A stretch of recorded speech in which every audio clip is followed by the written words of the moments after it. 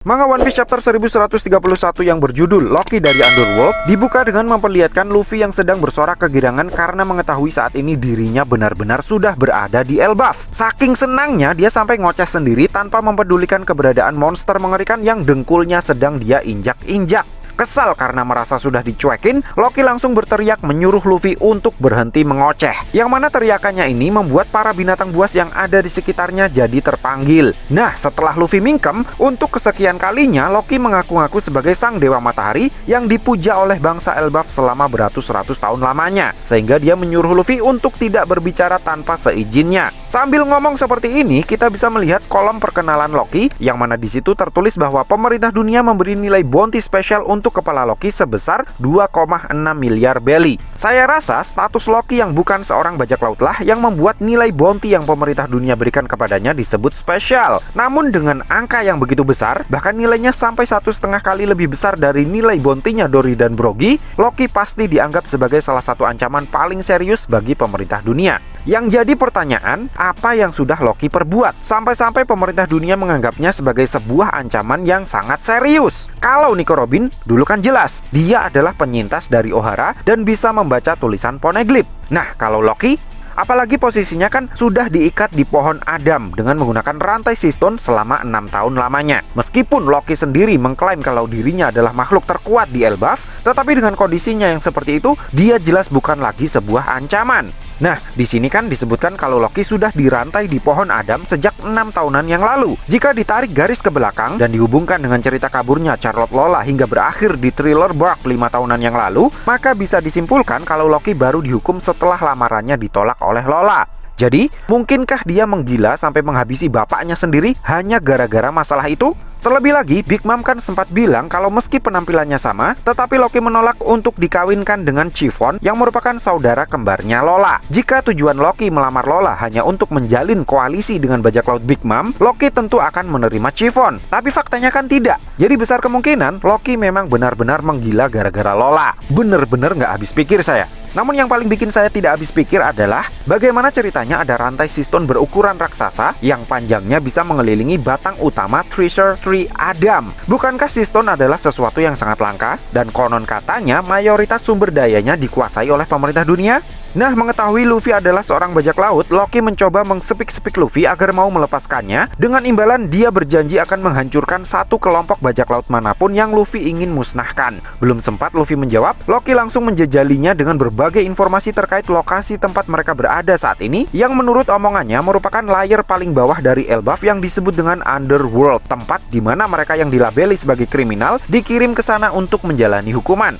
Kata Loki, di bawah salju yang mereka injak saat ini terdapat banyak sekali tulang belulang manusia dan raksasa yang terkubur di dalamnya. Dan menurut mitologi bangsa Elbaf, gunung-gunung es yang ada di Underworld sudah ada sejak ribuan tahunan yang lalu dan merupakan tempat di mana sang matahari mati. Setiap gunung juga memiliki rajanya sendiri-sendiri yang berwujud monster-monster ganas yang sudah dijinakkan oleh Loki sejak dia masih kecil dulu. Sementara manusia-manusia bermasker yang tiba-tiba nongol di TKP adalah mereka yang dulu pernah ngajak ribut bangsa Elbaf dan kini berakhir sebagai kacungnya Loki. Saya yakin ada informasi tersembunyi terkait alur cerita One Piece ke depan di dalam informasi yang Loki sampaikan, yang Luffy pasti tidak akan mampu untuk mengingatnya ini. Meski saya masih kurang begitu yakin, tetapi saya curiga maksud dari tempat di mana sang matahari mati mungkin adalah tempat di mana Joy Boy alias user dari Mythical Zoan Sangat Nika sebelum Luffy tewas di masa Void Century. Atau bisa juga bermakna lokasi di mana peperangan di masa Void Century berawal dan berakhir adalah di Elbaf. Tapi satu hal yang pasti, karena Loki sudah menjinakkan para raja gunung di Underworld sejak masih kecil dulu, sepertinya dia memang sudah sering bikin masalah dan dikirim ke Underworld sebagai hukuman oleh ayahnya. Namun bukannya kapok dan menyesali perbuatannya, Loki justru semakin kuat dan menjadi raja baru di dunia bawah Elbaf. Nah, dari para kacungnya Loki inilah akhirnya diketahui kalau Shanks pernah pergi ke Underworld untuk berurusan dengan Loki. Belum diketahui pasti ada urusan apa antara Loki dengan Shanks. Namun yang pasti, karena para kacung ini pernah dibuat pingsan, besar kemungkinan Shanks datang ke Underworld ketika Loki sudah dirantai di sana. Sehingga bisa disimpulkan kalau Shanks tidak datang untuk bertarung melawan Loki, apalagi membantu para raksasa untuk menangkap Loki.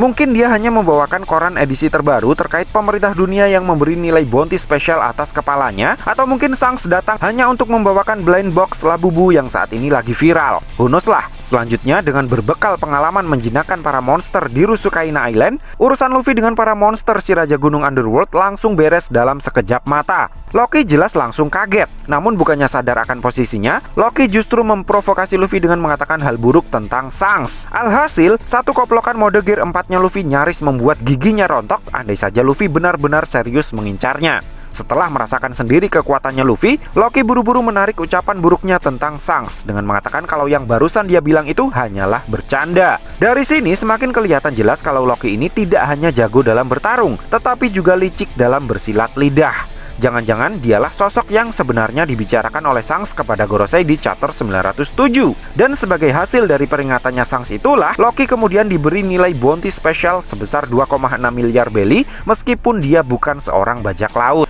Nah, setelah emosinya mereda, Luffy kemudian bertanya kepada Loki ada urusan apa Shanks menemuinya. Namun Loki tidak mau menjawabnya secara cuma-cuma. Kelihatannya dia ingin memanfaatkan cerita tentang Shanks ini sebagai alat untuk menipu Luffy agar mau membebaskannya deh. Sementara itu di tempat lain, Nami merasakan jembatan yang mereka lalui bergoyang hebat. Usut punya usut, hal itu terjadi karena Rod berlari ngebut, entah karena ingin menangkap mereka kembali atau karena kabur dari kejaran Gert dan Goldberg. Karena di belakangnya, Gert dan Goldberg terlihat berlari sambil membawa Tosen Sunny. Karena Usopp pikir mungkin mereka adalah temannya Dory dan Brogy, dia melarang Zoro menyakiti mereka. Menurutnya akan lebih baik jika mereka segera berlari menuju ke perkampungan di ujung jembatan. Nah, jika merujuk dari perkataannya Loki di awal tadi tentang Underworld, sepertinya Rod ini punya peran sebagai semacam sipir yang menjaga dan mengawasi para kriminal di dunia bawah melalui kastil tempat tinggalnya. Makanya dia bisa memanfaatkan jabatannya itu untuk menculik dan menjadikan manusia-manusia yang dia tangkap sebagai boneka Barbie-nya. Di momen yang sama, Hairudin dan Stansen ternyata juga sedang berada di wilayah Underworld, tapi bukan karena mereka dihukum atau semacamnya. Keduanya berada di sana karena ingin menangkap rusa raksasa yang tidak ada di hutan Elbaf lantai atas untuk dijadikan sebagai hidangan spesial bagi kelompok topi jerami.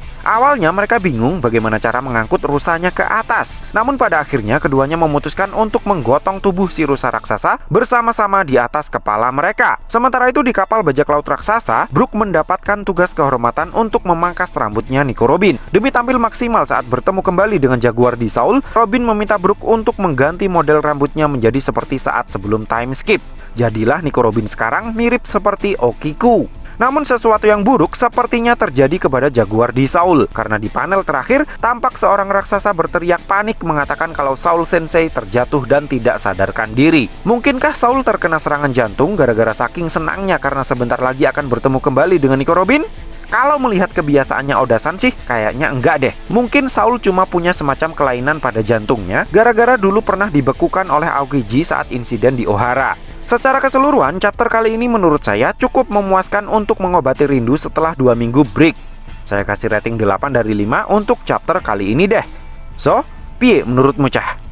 Terima kasih sudah mampir ke channel kami. Jangan lupa like, share, dan subscribe jika menurut kalian video-video kami cukup menarik untuk ditonton. Sampai ketemu lagi dalam video kami yang berikutnya, and matur nuwun.